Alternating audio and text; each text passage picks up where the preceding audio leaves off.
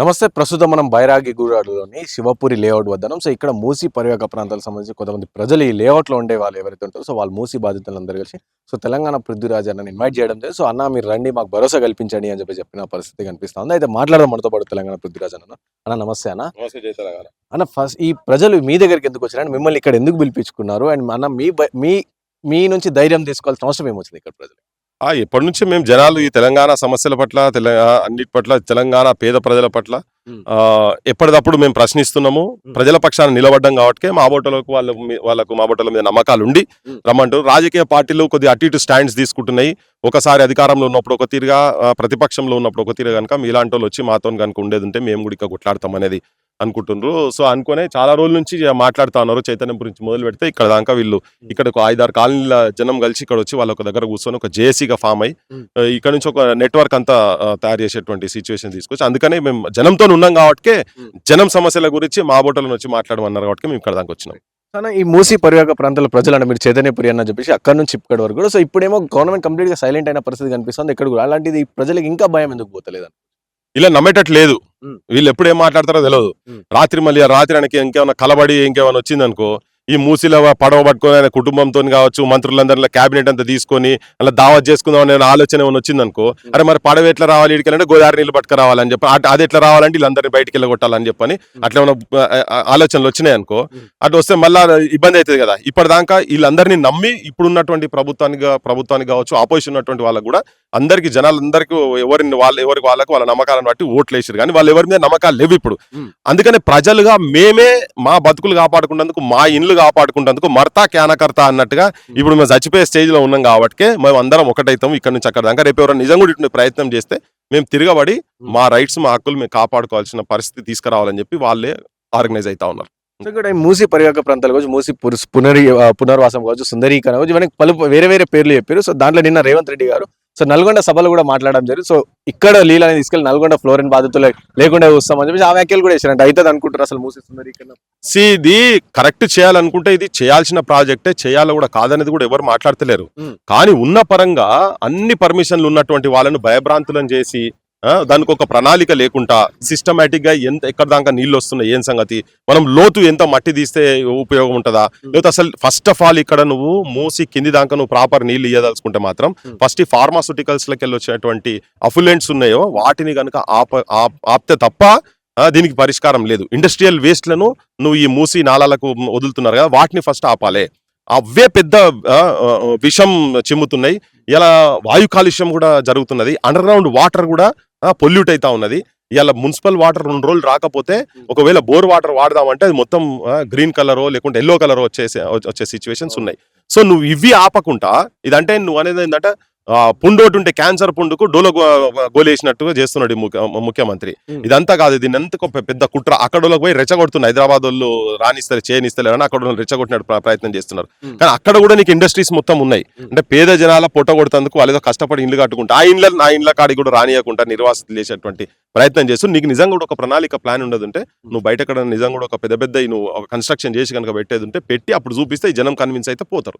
అంటే మాకు ప్లానింగ్ ఉంది, అందుకనే కొంతమంది ప్రభుత్వం తరఫు నుంచి కొంతమంది అక్కడ టీమ్స్ నది కావచ్చు, అక్కడిక్కడ కొంతమందిని పంపి వాళ్ళందరూ చూపించుకొని కూడా తీసుకొచ్చారు కదా, దాని తర్వాత ఇవన్నీ చెప్తా ఉన్నారు.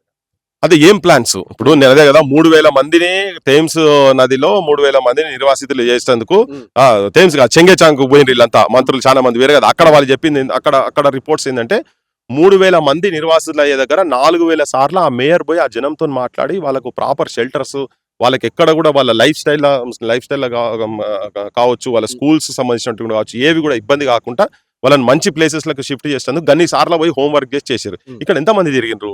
ఒక మంత్రి రాలే, ఒక ఎమ్మెల్యే రాలే, ఒక ఆఫీసర్ రాలే. డైరెక్ట్ వచ్చి మీరు వచ్చి ఇళ్ల మీద రెడ్ మార్క్లతో పెట్టేసి మీ ఇండ్లు పడిపోతే మీ ఇళ్లను కూలగొట్టేసేస్తాం, ఇది ఇల్లీగల్ గా ఉంది అని చెప్పని.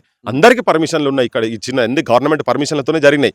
ఇల్లీగల్ అంటే నువ్వు ఏ పర్మిషన్ లేకుండా కడితే నీకు ఇల్లీగల్ అయితే. అన్ని పర్మిషన్లు ఇచ్చినావు కదా, పబ్లిక్ ఎట్లా తెలుస్తుంది ఇది ఇల్లీగల్ అని? ఎట్లా తెలుస్తుంది? నువ్వు నీ గవర్నమెంట్ ఆఫీసులే కదా నీకు పర్మిషన్లు ఇచ్చినాయి మొత్తం అన్ని. మరి అవన్నీ ఇచ్చిన తర్వాత అవి నువ్వు ఇవాళ వచ్చిన అవి కాదు అని చెప్పానంటే అది ఎట్లా? అది ఇచ్చిన ఆఫీసర్ ఎవడు, అప్పుడున్నటువంటి ఎమ్మెల్యేలు ఎవడు, అప్పుడున్నటువంటి మంత్రి ఎవడు, వాళ్ళందరి మీద కూడా కేసులు పెట్టాలి. వీళ్ళకి పైసలు తిన్నోడు ఎవడు ఉంటారో వాళ్ళ మొత్తం వాళ్ళ ప్రాపర్టీస్ ఇవ్వడం అని మొత్తం కక్కియాల్సిన అవసరం ఉన్నది. ఒక జూనియర్ అసిస్టెంట్ దగ్గర 100 కోట్ల రూపాయలు దొరుకుతున్నాయి, ఏసీబీలో రేట్లు జరుగుతాయి. అంత అవినీతి చేసి కనుక నిజంగానే జరిగేది అంటే వాళ్ళని ఫస్ట్ బట్టు వీళ్ళు ఆల్రెడీ ఎప్పటి నుంచో ఏళ్ళ నుంచి వచ్చి ఇక్కడ ఉన్నారు కదా, వీళ్ళకి నిజంగా నువ్వు ప్రాపర్ గా జరిగేది ఉంటే ఇంకా ప్రాపర్ గా చేసి నువ్వు వీళ్ళు ఒప్పుకుంటేనే అది కూడా లేదు నువ్వు మొత్తం మూసి కిందికి ఎట్ట తవ్వుకొని తీసుకోపోవాల్సిన అవసరం ఉంది. కానీ ఎట్టి పరంగా ఏదో వచ్చి నాకు రాత్రి కల పడ్డది కాబట్టి పొద్దుగా నేను మార్చేస్తాను ఉన్న వాళ్ళందరినీ బయటకు పంపిస్తా అంటే నీ కుర్చీ తీసుకు బయటకు పంపిస్తారు. సో ఇంకోటి అన్న ఇక్కడ చూసుకుంటే ప్రధానంగా మూసీలో మురికి నీళ్ళు ఒక సమస్య అయితే, ఇంకోటి కెమికల్ వాటర్, మీరు ఇంతమంది చెప్పినట్టు కెమికల్స్. అలాంటిది ప్రభుత్వం దానిపైన దృష్టి పెట్టుకుని ఇంకా కెమికల్ కంపెనీస్ తీసుకొచ్చే ప్లాన్ మనం చూసిన మొన్న వరకు లగచర్ల కావచ్చు అవన్నీ కూడా, సో ఫార్మా సిటీ కావచ్చు, ఫార్మా విలేజ్ కావచ్చు, ఇవన్నీ కూడా చేస్తూ ఉంటుంది. సో దీనిపై అవి బంద్ చేయాలి. ప్రజలు తిరుగుబడుతున్నారు, ఇప్పుడు తిరగబడతారు మరతా కేనకర్తా అన్నట్టుగా. ఇక సాగుకు దగ్గర ఇంకే నేను దేని గురించి ఆగాలని చెప్పాను. అందుకే కదా వాళ్ళు ఏం చేసిండ్రు, అక్కడ ఉన్న వాళ్ళు లగచర్ల వాళ్ళు కూడా పోయి పోలేపల్లికి పోయినరు. పోలేపల్లి ఇండస్ట్రీ, జిడిమెట్ల ఇండస్ట్రీస్ కు పోయేసి ఆ యూత్ మొత్తం పోయి ఒక స్టడీ చేసారు, సర్వే చేసిండ్రు. చేసి అదంతా చూసిన తర్వాత అమ్మా ఇంత పెద్ద నష్టం జరుగుతున్నది, ఆఖరికి మన భూములలో మనమే చెప్పరాసి నౌకర్లు చేస్తున్నాము. వీళ్ళు చెప్పేటప్పుడు మాకు నౌకర్లు వస్తాయి అవి అని చెప్తున్నారు కంపెనీస్ రాకముందు. వచ్చిన తర్వాత అలా చెప్పరాసి నౌకరు వానికి ఇష్టం వస్తే అది కూడా ఉంచుతున్నారు, లేకపోతే వాళ్ళని కూడా తీసేసి బీహారోడో, యూపీఓడో, ఛత్తీస్గఢోడో, మధ్యప్రదేశ్ వచ్చి ఇక్కడ జార్ఖండ్ వచ్చి కనీసం వాచ్మెన్ల నౌకర్లు కూడా ఏమి ఉండకుండా వాళ్ళ దగ్గర వాళ్ళే బిచ్చమడుకునే పరిస్థితికి తీసుకొచ్చి పెట్టారు. కాబట్టి రేపు లగచర్ల కూడా మన పరిస్థితి కూడా గట్టినే అవుతుందని చెప్పి జనం తిరగబడ్డారు. వాళ్ళు ఒక్కడే కాకుండా మిగతా భూమికి సంబంధించిన వాళ్ళు కూడా ఇక్కడ భూమికి పుండు కాబోతున్నది. కెమికల్స్ తోని వాటర్ అంతా పొల్యూట్ అయితే కాబట్టి పంటలు కూడా చక్కగా పండే కాబట్టి అందరికీ నష్టం జరుగుతున్న ఉద్దేశంతో తిరగబడ్డారు లగచర్ల. ముఖ్యమంత్రి నియోజకవర్గం అయినా కానీ వాళ్ళు తిరగబడ్డారు, కంప్లీట్ గా తిరగబడ్డారు. జనం తిరగబడ్డారు కాబట్టి ఇలా ఆపాల్సిన సిచ్యువేషన్, ఆ భయంలో జనం ఉన్నారు. అంటే ఈ లగచర్ల ఘటనలో చూసుకుంటే, సో ప్రతిపక్ష పార్టీలు రెచ్చగొట్టినాయి అని చెప్పేసి కూడా అంటే కొంతమందిని అరెస్ట్ కూడా చేయడం కావచ్చు, ఇవన్నీ కూడా జరిగినాయి కదా. మళ్ళీ దాని గురించి అన్ని పిచ్చి మాటల భవని, జనం లోపల తిరుగుబాటు వచ్చింది. ఎన్ని రోజులు ఆపుతారు వాళ్ళు? 10 నెలల దాకా తిరగని లేదు తెలుసా. వాళ్ళు ఎక్కని గడప లేదు, మొక్కని దేవుడు లేదని లేడన్నట్టుగా మా దగ్గర కూడా వచ్చారు, నా దగ్గర కూడా వచ్చారు. అంతకు ముందు నుంచి కూడా చాలా మంది వచ్చిండ్రు. అరే అన్న ఏంటి సంగతి, మేము మీటింగ్ పెడితే ప్రెస్ క్లబ్ లో మీటింగ్లు పెడితే కూడా ప్రెస్ క్లబ్ కాడి కూడా వచ్చి వాళ్ళు ఆ అంశాలు మాట్లాడు, వేరే అంశాల గురించి మీటింగ్ పెడితే కూడా మా ప్రాంతంలో ఈ అంశం చాలా ఇంపార్టెంట్ ఉన్నది, మేము ఇబ్బంది పడుతున్నామని తిరగబడ్డారు. అంతకు ముందే తిరగబడ్డ తర్వాత సరే కొన్ని రాజకీయ పార్టీలు అక్కడ మాట్లాడి అనొచ్చు. ఎవరు కూడా తెలిసి పోయి ఇవాళ వరకు ఈ తెలంగాణ, ఆంధ్రప్రదేశ్ లో కావచ్చు, దేశంలో ఇంకా జరిగిందో నాకు తెలియదు కానీ ఒక ఐఏఎస్ ఆఫీసర్ ను ఉరికిచ్చి ఆయన నాకు దాని మీద దాడి జరగలేదు అంటుండు కావచ్చు, కానీ వాళ్ళ బతుకు కాడికి వచ్చిందబ్బా. తిరగబడుతున్నారు, పిల్లిని రూమ్ లేసి కొడితే ఏం చేస్తుంది, తిరగబడుతుంది. అట్లే వీళ్ళు మెట్టి పరిస్థితిలో మీరు ఎంత వద్దన్నా మేము కట్టి తీరుతాం అని చెప్పని నువ్వు రోజు వచ్చి పడితే వాళ్ళు గుర్తుపలు అందుకున్నారు. ఇది కొత్త కాదు కదా తెలంగాణకు, ఆ పోరాటాలు ఏం కొత్త కాదు. నిజాం సైన్యాలకు, నిజాం గుండాలకు వ్యతిరేకంగా వడిసెల రాళ్ళు నింపుకొని కారపు నీళ్లతోటి అవే ఆయుధాలుగా మలుచుకొని కొట్లాడిన వాళ్ళు కదా. అదే పేద జనంకెళ్ళి వచ్చిన తాను నాయక్ వారసులు వాళ్ళంతా, ఎవరు మంద్య అంతా గిరిజనులంతా తాను నాయక్ వారసులు. ఆ పోరాట రూపంతో వచ్చి తిరగబడ్డారు. ఇవాళ కూడా వాళ్ళు ఇంకా కాంప్రమైజ్ అయితే లేరు కదా. ఎవరో రాజకీయ పార్టీలు చెప్తే ఇవాళ వచ్చి ఉసిగొలితో వచ్చేటోళ్ళు ఎవరు లేరు. ఇలా మీటింగ్లకు రావాలంటేనే ఈ పార్టీలు, ఈ ముఖ్యమంత్రి కావచ్చు, మాజీ ముఖ్యమంత్రి రావాలన్నా కానీ వాళ్ళు 500 1000 ఇస్తేనే ఇలా పరిస్థితి మీటింగ్లకు వచ్చే పరిస్థితి. అటువంటి వాళ్ళు వాళ్ళని కాదన్నట్ట కట్టెలు పట్టుకొని ఆఫీసర్ల మీద, పోలీసుల మీద పోతారా? ఇంకొక ఆయన పెట్టి ఆయన అక్కడ ఏది ఆయన పేరేంది వెంకటరెడ్డి, తిరుపతి రెడ్డి అంటే మీద పోయి కొట్టిరు కదా. ఆ కొట్టిరు ఎందుకు కొట్టిరు అంటే పోయినప్పుడు బూత్ కులాం పేరు మీద బూత్ మాటలు మాట్లాడారు కాబట్టి ఆ కసి లోపల పెట్టుకొని దాడి చేసిరు. మీరు ఇక్కడ వచ్చి ఇల్లీగల్ గా రాసుకొని మా భూములు మేమే ఇస్తామని చెప్పి రాసుకొని కనుక పోయేది ఉంటే మేము తిరగబడతాం ఉద్దేశంతో వాళ్ళు ఆ పని చేసిండ్రు. రేపు ఇవి ఇంకా పునరావృతం అయితే అది ఇదంతా రాజకీయ పార్టీలు ఏదో ఉసిగొలిపితే అంత దూరం రావు. అవన్నీ ఏంటంటే వీళ్ళు వాళ్ళ పంచాయతీలో అసలు ఇష్యూను సంపే ప్రయత్నం చేస్తున్నారు. అంటే అక్కడ ఫార్మా విలేజ్ సంబంధించి సో అది ఏమో క్యాన్సిల్ అయిపోయి గవర్నమెంట్ రిటర్న్ తీసుకుని, కానీ ఇప్పుడు ఏమో ఇండస్ట్రియల్ కారిడార్ తీసుకుంటే మళ్ళీ దానికోసం కూడా భూసేకరణ స్టడీ అని చెప్పేసి మళ్ళీ ప్రభుత్వం స్టార్ట్ చేసింది కదా. అదే ఇప్పుడు దాని మీద కూడా ఇప్పుడు ఆ ఇండస్ట్రియల్ కారిడార్ కూడా ఏ టైప్ ఆఫ్ ఇండస్ట్రీస్ ఇప్పుడు తీసుకున్నది ఆ కట్లనే చేసి ఒకసారి వాళ్ళు హ్యాండ్ ఓవర్ చేసుకున్నాక అప్పుడు వేరే ఇండస్ట్రీస్ కూడా తీసుకొచ్చి పెట్టే సిచ్యువేషన్స్ ఉంటాయి. పోలపల్లిలో అదే జరిగింది. ఆ గత అనుభవాలను దృష్టిలో పెట్టుకొని ఆ జనం కూడా రేపు దాని మీద వాళ్ళందరూ కూర్చొని వాళ్ళేం నిర్ణయాలు తీసుకుంటారో మనం వేసి చూడాల్సిన అవసరం ఉన్నది. నేను అనుకుంటున్నా దాని మీద కూడా వాళ్ళు అగేన్స్ట్ గానే ఉంటారేమో అని చెప్పి నాకైతే అనిపిస్తుంది క్లియర్ కట్. ఇంకోటి అన్న తెలంగాణలో చూసుకుంటే ఇప్పుడు తెలంగాణ తల్లి విగ్రహం గురించి కూడా వార్తలు వస్తున్నాయి. అంటే దానిపైన చాలా వరకు రాజకీయం కూడా నడుస్తుంది. ఇటేమో కాంగ్రెస్ తల్లి అని ఒకళ్ళంటే తెలంగాణ రేవంత్ రెడ్డి వాళ్ళ ఫ్యామిలీ మెంబర్ ఒక లెక్క ఉన్నారు అని చెప్పేసి అంటారు. అంటే గతంలో బాగుందా, ఇప్పుడు బాగుందా, అసలు మీరేమంటారు, మీ స్టాండ్ ఏంది? అసలు ఈ విగ్రహాలు అనేది అంశం నాకు పెద్ద చర్చ చేయాలని లేదబ్బా. ఈ విగ్రహాల చుట్టూ కాదు, ఇక్కడ బతుకులు శవాలై తిరుగుతున్న దాదాపు 50 మంది ఆత్మహత్యలు, ఆడపిల్లలు కావచ్చు, విషపు కూడు అన్నము, హైజీన్ లేక, న్యూట్రియస్ ఫుడ్ లేక దాంతో బడులలో చనిపోతున్నారు, హాస్టల్లో చనిపోతున్నారు. కాబట్టి అటువంటి అంశాల మీద మొదలు శ్రద్ధ పెట్టాలి. యూనివర్సిటీల రిక్రూట్మెంట్ల మీద శ్రద్ధ పెట్టాలి. ఉద్యోగాలు వచ్చే వాటి మీద శ్రద్ధ పెట్టాలి. ప్రవళికతోటే లాస్ట్ ఆత్మహత్య అనుకుంటే అది జరుగుతలేదు. ఒకటి విగ్రహాల కంటే అన్ని రాష్ట్రాలకు అంతటా ఉన్నాయని కాదు, కానీ ఇక్కడ కాడికి వచ్చే వరకు మనకు చిహ్నం ఎప్పటి నుంచో తెలుగు తల్లి చిహ్నం ఒకటి ఉండే కాబట్టి ఇక్కడ నా దృష్టిలో నేనైతే బతుకమ్మ లేని పోషమ్మ పోషమ్మలు మైసమ్మలు ఇవన్నీ గ్రామీణ ప్రాంతాల్లో ఉన్నటువంటి దేవతలు. పోషమ్మ మైసమ్మ గ్రామ పోలేరమ్మ వానొస్తే గంగమ్మ వనములో సారమ్మ సిబ్బి పూలా నడుమ గౌరమ్మరా ఆడబిడ్డల జాడ బతుకమ్మరా అని. తెలంగాణ ఆడబిడ్డలు అంటేనే బతుకమ్మ. బతుకమ్మ లేని ఒక తెలంగాణ తల్లి అదే మ్యూరల్ విగ్రహం ఏదైతే అనుకుంటున్నామో ఆ విగ్రహం అనేది నేనైతే ఊహించలేకపోతున్నా. ఒక పోరాట పటిమ అబలయాన్ని దేశమును కబలింప తలపడిన పరరాజులకు స్త్రీల పటి శౌర్యమును చూపి రాజ్యతంత్రము నడిపిరా తెలంగాణ రాణి రుద్రమదేవిరా. ఇది శౌర్యత్యానికి అటువంటి దానికి కూడా ఇప్పుడు వచ్చిన దానిలో ఎక్కడెక్కడ ఉన్నదో ఇంకా నాకైతే ఇంకా అదైతే ఆ డిస్క్రిప్షన్స్ అవన్నీ ప్రాపర్ గా జరగాలి. ఒకటి అసలు యాక్చువల్గా ఆ విగ్రహము అనేది దాని పెద్ద కాంట్రవర్సీ చేయకుండా అందరు కలిసి ఏదైనా చేయనుండగా దానికన్నా ప్రధానమైన అంశాలు చాలా ఉన్నాయి. వాటిని ప్రాపర్ గా అడ్రస్ చేస్తే బాగుంటది అనేది నా వ్యక్తిగత అభిప్రాయం. ఇంకోటైనా మొన్న రీసెంట్ గా చూసుకుంటే ఇటు మాల సభ ఒకటి మాల సింహగర్జన అని ఒకటైంది. ఎందుకంటే వాళ్ళు ఎస్సీ వర్గీకరణకి మేము వ్యతిరేకం అని చెప్పి సభ పెట్టినా సరే అక్కడ మన దగ్గర ఎంఆర్పిఎస్ ని టార్గెట్ చేయడం మాట్లాడడం కావచ్చు. మళ్ళీ వీళ్ళు ఒక ప్రశ్న అంటే ఇవన్నీ మాల మాది ఒకప్పటి నుంచి అన్నదమ్ముల్లా ఉన్న వాళ్ళు. సో ఈ మధ్యలో బద్ద శత్రువులుగా కూడా మారుతున్న పరిస్థితి. సో దీనిపైన ఏమంటారు? ఇప్పుడు ఎవరైనా జీర్ణించుకుంటారో లేదో తెలియదు కానీ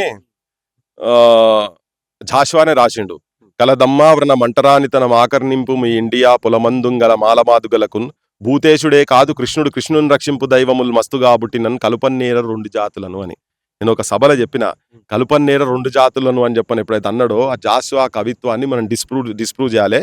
మాలమాదిగలు ఒక్కటని చెప్పని ఒక మెసేజ్ పోయేటట్టు చేయాలి అనేది ఉండే. కానీ ఎక్కడనో దగ్గర ఫెయిల్ అవుతున్న రెండు అసలు ప్రధానమైన మూల అంశాలు ఎక్కడనో అటు ఇటు పోతున్నాయి. వాళ్ళు కలిసి కూర్చొని మాట్లాడుకొని ఆ దుర్భాషలు ఆ భాషలలో కొద్దిగా మార్పు లేకుండా కనుక చేయగలిగేది ఉంటే మంచిగా ఉంటుంది. సమాజానికైనా వాళ్ళకు కూడా మంచిగా ఉంటుంది అనేది నేను వాళ్ళకి విజ్ఞప్తి చేయదలుచుకున్నాను. అంటే మెయిన్ ఇక్కడ చూసుకుంటే సో వివేక్ వెంకట స్వామి ఎవరైతే మాల సామాజిక వర్గం సంబంధించి అంత పెద్ద సభ అయితే సో అతను కేవలం మంత్రి పదవి కోసం పెట్టారని చెప్పేసి వీళ్ళు అంటున్నారు.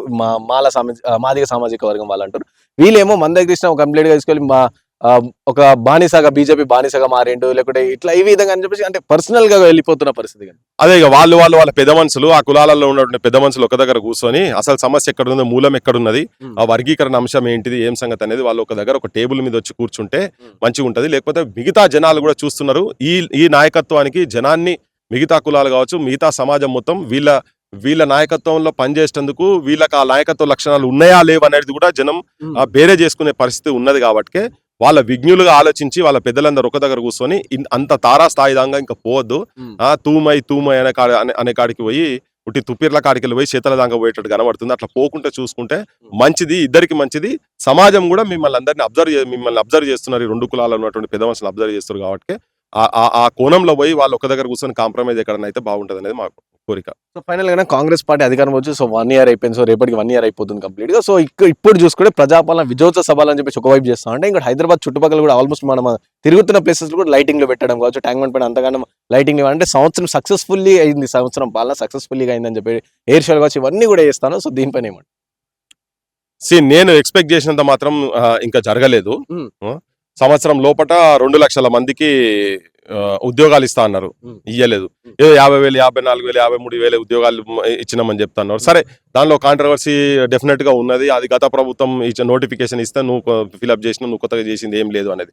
సో 2 లక్షలు అనే దాని మీద అయితే నువ్వు ఇయ్యలే కదా. అమరుల కుటుంబాలకు నువ్వు 100 రోజుల లోపట 1200 మంది అమరులు అని చెప్పి కేసీఆర్ చెప్పిండు, రేవంత్ రెడ్డి కూడా చెప్పిండు. ఈయన వచ్చిన తర్వాత ఒక 12 మందిని ఐడెంటిఫై చేసి ఈ సంవత్సరం లోపల ఒక 12 మంది కన్నా ఈయనకు వాళ్ళకు రావాల్సిన హక్కులు జీవోల ప్రకారంగా ఐడెంటిఫై చేసి ఇచ్చిండా? నేనైతే ఇయ్యలే. నెలకొకరిని ఐడెంటిఫై చేసినా 12 మంది అవుతారు కదా, వాళ్ళకి ఇయ్యలే.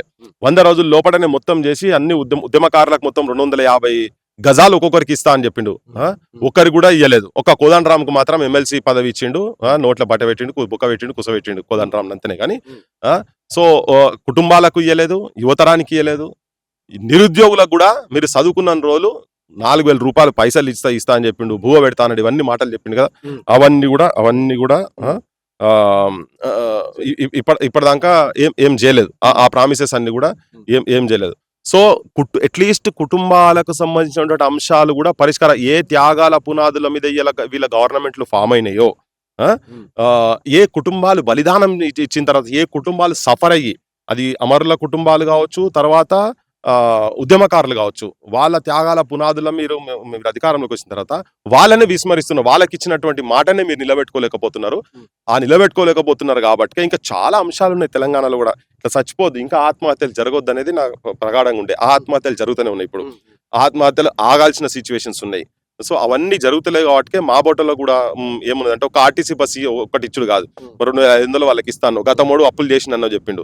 మరి నువ్వు ఏ ప్రాజెక్టులు ఎటు సైడ్ పోతున్నావా నాయన అంటే నువ్వేమో మళ్ళీ ఇదే మూసి సుందరీకరణ 1,50,000 కోట్ల రూపాయలని దీని మీద పడ్డావు. కానీ అసలు వదిలిపెట్టి అసలు సమస్యలు వదిలిపెట్టి కొసర్ మీద పడ్డాడు. ఈ కొసర్ మీద తోటి ఏదైనా చదువుకుందాం అని చెప్పిన ప్లాన్ లో ఉన్నారేమో అని జనానికి అనిపిస్తుంది.